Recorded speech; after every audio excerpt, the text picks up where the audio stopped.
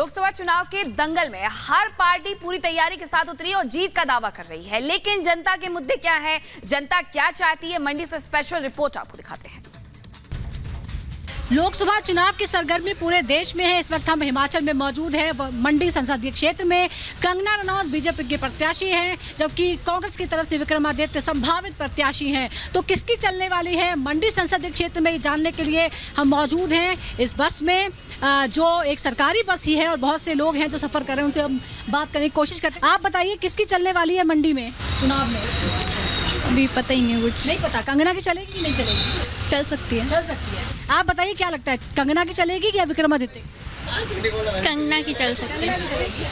आपको क्या लगता है, चुनाव अभी आने वाला है, कंगना रनौत चुनावी कैंपेन कर रही हैं, कभी चाय की सेवा कर रही हैं, कभी पंगत में खाना खा रही हैं, किसकी चलेगी, विक्रमादित्य की कंगना की? विक्रमादित्य। विक्रमादित्य की चलेगी। अभी तो वो चुनाव प्रचार उन्होंने शुरू भी नहीं किया है। पर हम उन्हीं के फैन है। लगता है। अच्छा ठीक है, आप बताइए किसकी चलने वाली है, कंगना की कि विक्रमादित्य की? पता नहीं मैम, इलेक्शन के बाद ही लगेगा पता। इलेक्शन के बाद ही लगेगा पता। इलेक्शन के बाद? अरे तो पहले वोट डालते हैं ना, तब तो माहौल कुछ लग रहा होगा ना। माहौल तो मैम इस बार पता ही नहीं, बहुत मुकाबला है, कड़ा मुकाबला है। अच्छा ये भी एक बात देखिए, हिमाचल के लोग कहते हैं कि ऐसे हम नहीं डिस्क्लोज कर देंगे भाई, कड़ा मुकाबला है। और देखिए यहाँ पर युवा क्राउड मुझे ज़्यादा नज़र आ रहा है। और आप लोग स्कूल कॉलेज में हैं क्या? कॉलेज में हो आप? आपको क्या लग रहा है किसकी चलेगी, कौन जीत सकता है यहाँ पर? मैम अभी तो पता नहीं कुछ। फिर भी वोट डाला है आपने कभी? हाँ जी।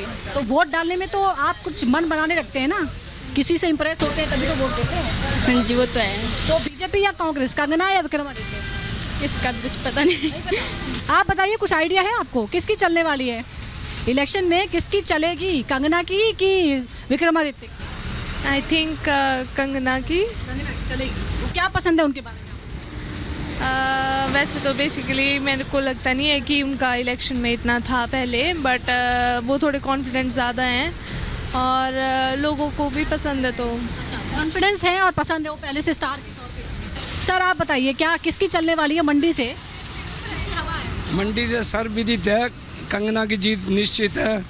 लाखों में कोई ऐसा मुकाबला ही नहीं है यहाँ, चाहे कोई भी खड़ा हो जाए। कोई मुकाबला नहीं है, क्योंकि देश के यशस्वी प्रधानमंत्री नरेंद्र मोदी के नेतृत्व में जो चुनाव लड़ा जा रहा है ना, यहाँ तो जो बुद्धिमान आदमी होगा उसको राष्ट्र के प्रति चिंता होगी, वो बीजेपी को वोट। राष्ट्रीय मुद्दों पर चुनाव जीतेंगे और कंगना जीतेंगे। बिल्कुल।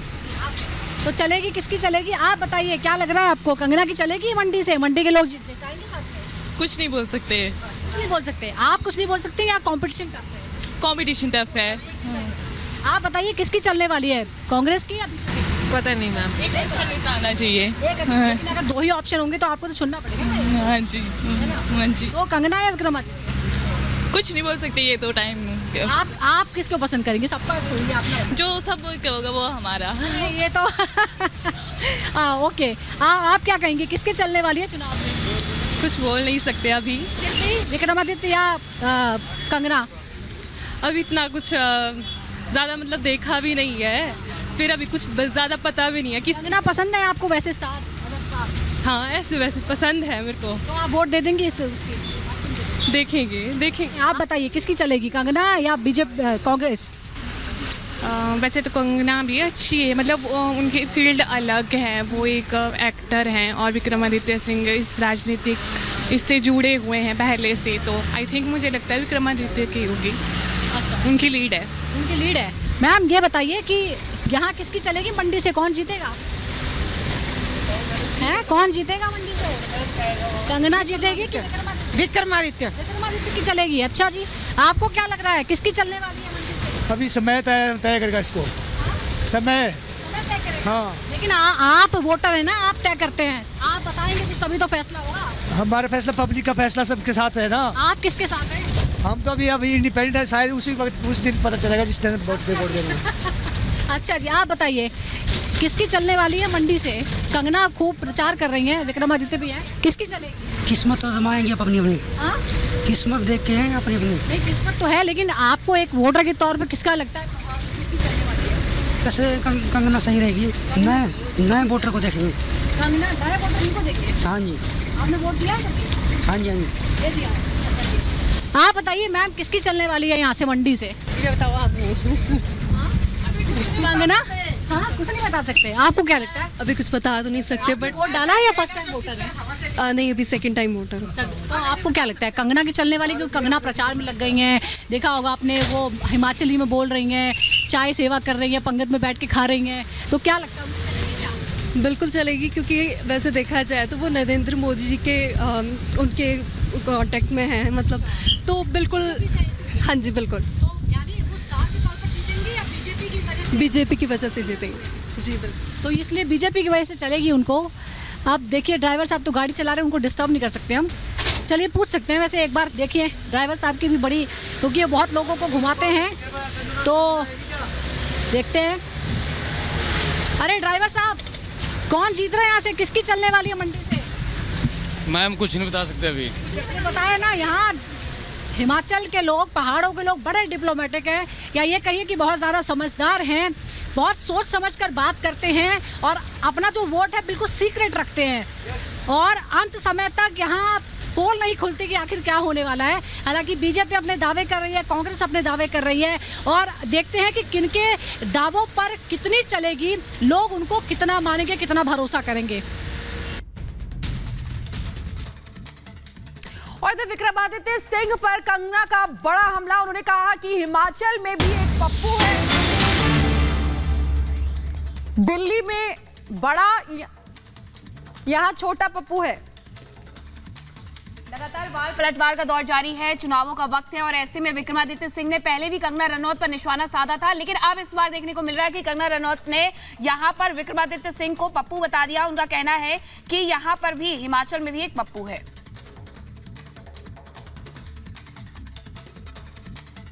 झूठ, बिकॉज मुझे लगता है उनके पास कोई राजनीतिक मुद्दा तो है ही नहीं, क्योंकि उनकी सरकार हर लेवल पर फेल हो गई है।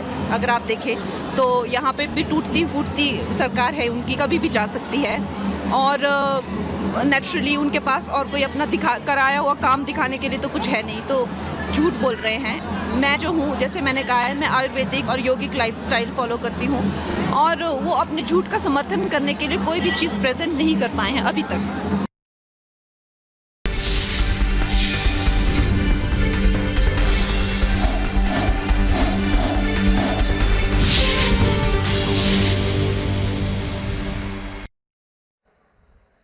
मैं उनकी पुण्य स्मृति को भी नमन करता हूं। साथियों, करौली, धौलपुर की ये धरती भक्ति और शक्ति की धरती है। करौली उस ब्रिज का क्षेत्र है जहां की रज भी सिर पर धारण करते हैं।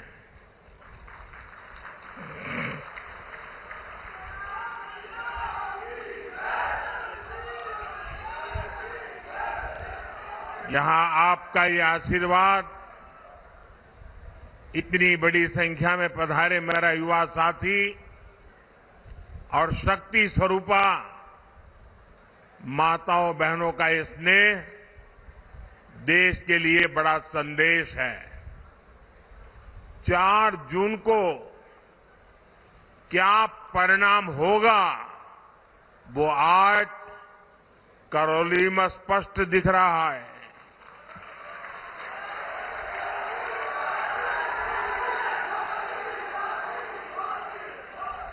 करौली बता रहा है 4 जून 400 पार। 4 जून और पूरा राजस्थान कह रहा है फिर एक बार।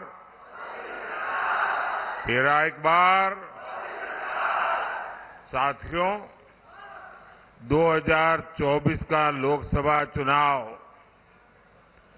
कौन सांसद बनेगा या कौन नहीं बन सकता, इतने भर का नहीं है।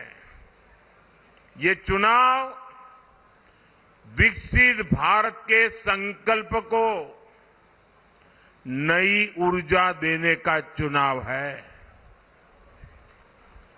पिछले 10 वर्षों में बीजेपी ने उन समस्याओं के समाधान निकाले जिन समस्याओं के आगे कांग्रेस ने हाथ खड़े कर दिए थे। कांग्रेस दशकों तक गरीबी हटाओ का नारा देती रही, लेकिन मोदी ने 25 करोड़ देशवासियों को गरीबी से बाहर निकालने का काम किया। कांग्रेस ने किसानों को उनके हाल पर छोड़ दिया, लेकिन भाजपा सरकार निरंतर किसानों को समृद्ध बनाने के लिए काम कर रही है। आज देश के 10 करोड़ किसानों को पीएम किसान सम्मान निधि मिल रही है। करौली धौलपुर के 3.25 लाख से ज्यादा किसानों के खाते में भी 700 करोड़ रुपए से अधिक भेजे गए हैं।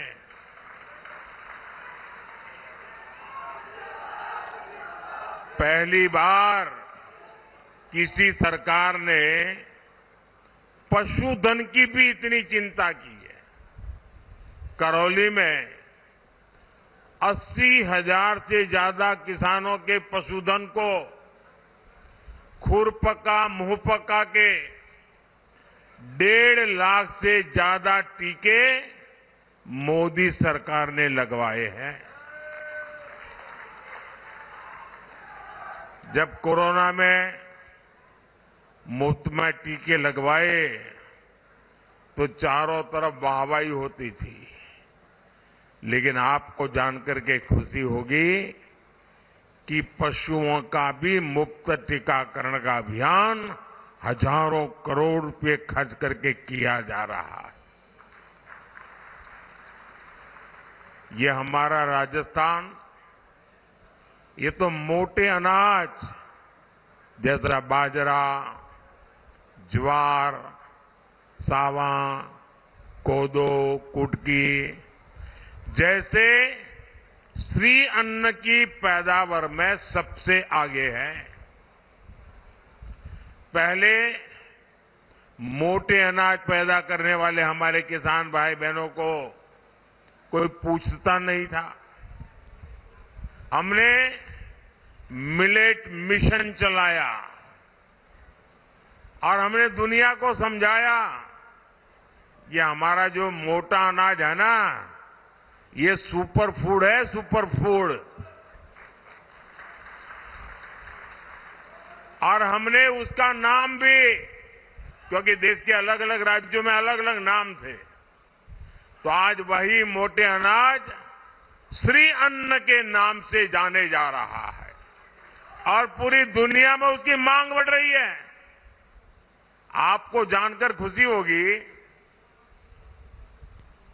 पिछले वर्ष अमेरिका में व्हाइट हाउस में राष्ट्रपति जी ने मुझे निमंत्रण दिया था और उन्होंने बहुत बड़ा भोज रखा था। और आपको जानकर के खुशी होगी, उस भोज में सब कुछ वेजिटेरियन था। इतना ही नहीं, उसमें हमारा मोटा अनाज था।